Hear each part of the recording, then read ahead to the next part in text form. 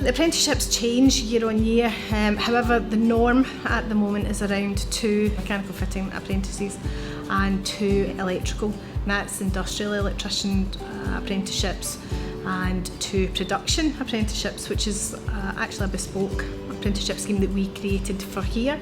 We have a framework that we work to from the wood and timber industries, however we add extra onto the apprenticeship for our own production. I used to work at Tesco in Ayr, and I was also studying sports science and the sports route for about 6 years before I ended up coming here.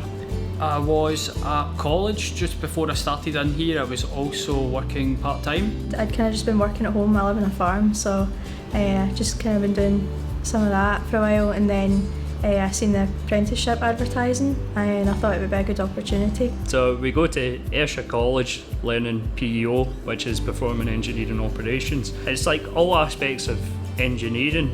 Day to day is you kind of shadow a tradesperson in what they do, so whether that would be operating a computer or operating a forklift or operating machinery. Every day is different. Some days you'll be doing installs, some days you'll be doing general maintenance, and then other days you're with the shifties doing fault finding and things like that. It's all kind of like work-based, my apprenticeship, so every day I'll be like reviewing risk assessments, kind of taking part in site audits and inspections and stuff. As an electrical apprentice, we do our NC and our HNC, so that's over 4 years. You just go 1 day a week and you get all your qualifications through that.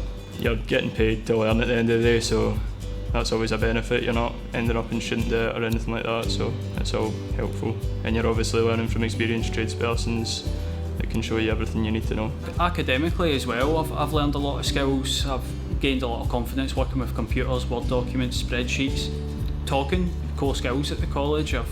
I was always a shy boy when I was younger, so it's definitely helped. I'm hoping after my 4 years is done that I'd either get a supervisor's job or a A-grade job. Now that they're bringing in the lamination line, there's going to be several jobs still to kind of go look forward to, so once that's up and going, I'd like to maybe move into that area. I'd like to progress into a manager's role ideally. I think it would be good.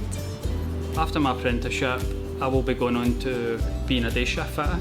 I would really like to use that opportunity to gain experience, lead jobs, make my own decisions, teach the younger apprentices that's coming up, just like I've been taught myself.